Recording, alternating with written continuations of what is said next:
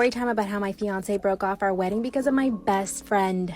My fiance and I had been together for 2 years, but my best friend and I had been friends for over 8 years, so I trusted her with my life. When my fiance and I met, she approved and she loved him. She was always looking for a new relationship because she could never commit to anyone. Eventually, I started feeling like she was envious of the relationship because I had found someone that I truly loved and that wanted to marry me. On the other hand, she was a serial dater and went out with so many guys she couldn't even keep track. One night we had a double date and she brought this new guy she met. Throughout the whole date, my fiance and my best friend were hitting it off, talking, making jokes, and I was actually really happy because I was happy they got along. Her date even noticed this and commented about how we should switch dates. I thought it was so funny. Well, little did I know that after that night, they actually started texting every once in a while. Inside jokes and memes, stuff like that. I did know about it and I thought it was really cute and I was so happy that they were getting along. After all, she was going to be the godmother of our future children. One day I saw she sent him a picture through text message. You'll never guess what I found. Come back for part 2.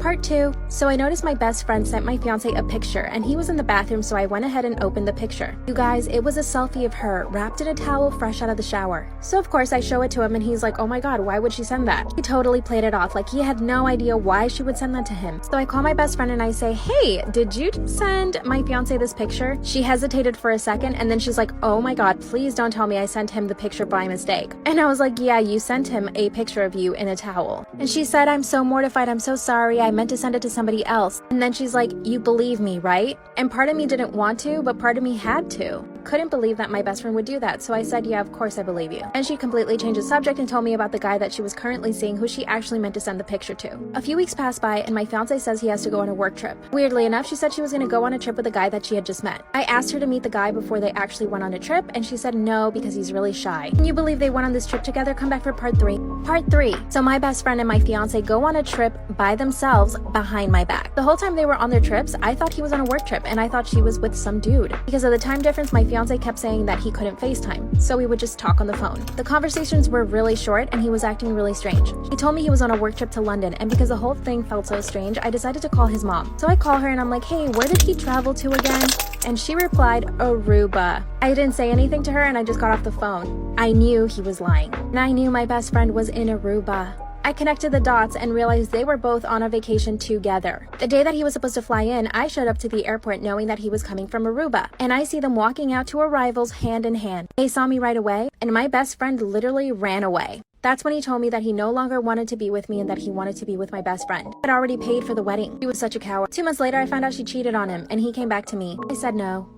This is why skipping detention might be a good idea. When I was in high school, I slacked off a lot. My junior year, my math teacher was pretty upset by this. Once during a parent-teacher meeting, he told my mom that I wasn't doing as well as I could and called me lazy. My mom agreed and stated that she wouldn't blame him if he pushed and punished me to work harder. From this day on, he did exactly that, always questioning me before anyone else and always sat next to me during exercises. This is when my classmates started realizing that he was a little obsessed with me and started teasing me about it. Right before Christmas break, he threw us a surprise party with chocolates and mock champagne. He poured me an extra glass and congratulated me for doing better. I drank the first glass he gave me, but not the second because I'm diabetic and had already had too much chocolate. During the next class, I felt extremely sick and almost fainted. I spent the rest of the day in the nurse's office and chalked it up to eating too much candy. A few weeks later, I failed a math test. He became extremely angry and yelled at me in front of everyone. The look in his eyes chilled me and I cried. He gave me detention but scheduled it hours later than the usual time and said he would personally be there as well. When I showed up, it was getting dark already and I noticed I was the only student there. Something felt off and a feeling deep inside my gut was pushing me to skip. Right when I decided to skip, I look over and see him walking towards me.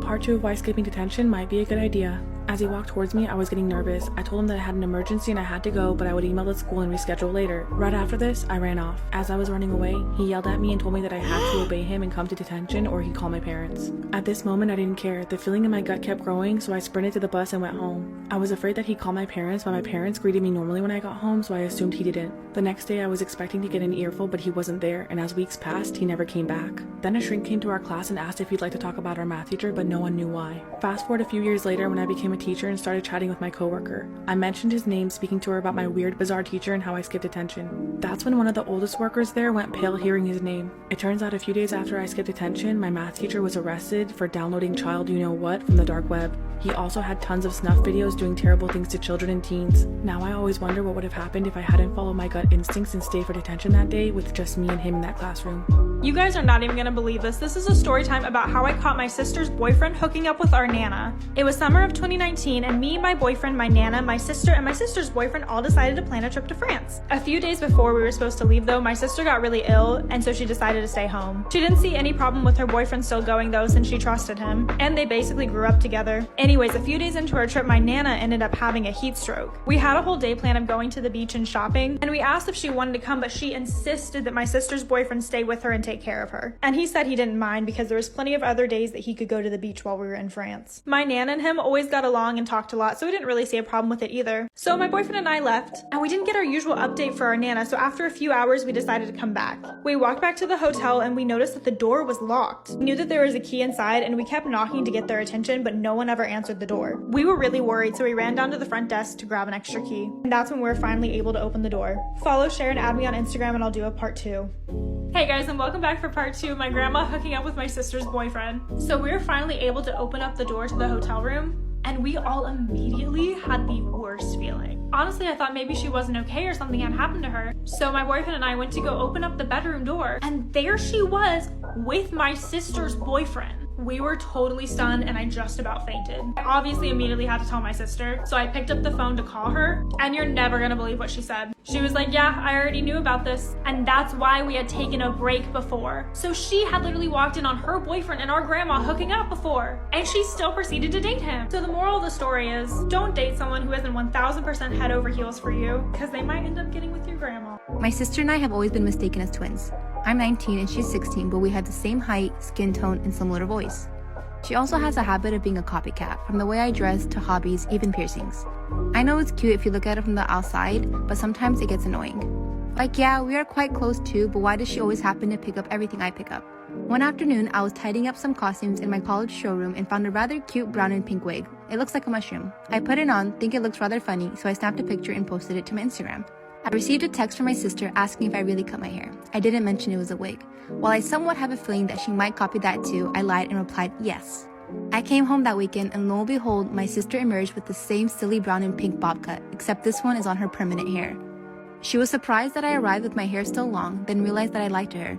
She was furious that she had to cut that silly hairstyle because she thought I had it. Our parents think that it's a really bad joke and wanted me to cut my hair too to make it up to her. So am I the asshole for telling my sister I cut my hair when I really didn't? My husband and I have one daughter, but we really wanted 2 kids, so we decided to try again. I had a really difficult pregnancy the first time, so I was really nervous about getting pregnant, but luckily I got pregnant with twin girls. My sister also got pregnant around the same time as me, but unfortunately lost her baby at 20 weeks, and her fertility was extremely damaged in the process. She's been understandably sore about my pregnancy, and her loss has dominated our world.